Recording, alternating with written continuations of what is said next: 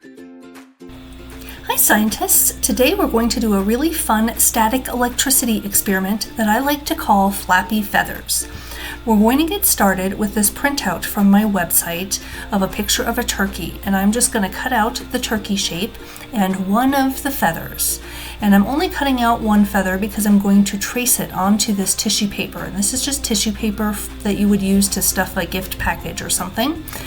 And I am tracing the feather on there, and I folded the tissue paper so that I only have to trace and cut one time, but it's going to give me a bunch of different feathers because I had the paper folded over.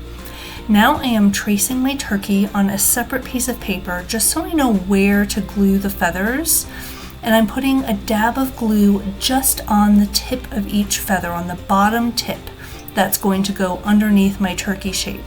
You don't want to glue it on the whole feather because you need the other ends of the feathers to be free so that they can have some static electricity and flap around.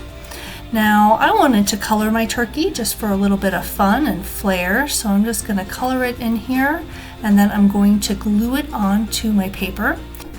Then I'm going to get a balloon and rub it on my hair to transfer all the electrons from my hair onto the balloon. Well, not all the electrons, but transfer a lot of electrons from my hair onto the balloon, which is going to make the balloon negatively charged.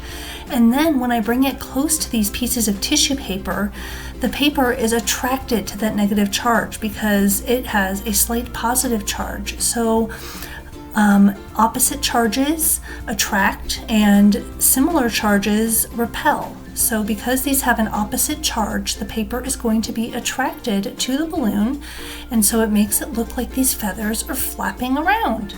And it's just a really fun experiment that you can try at home. I hope you get to try it, and until next time, keep discovering.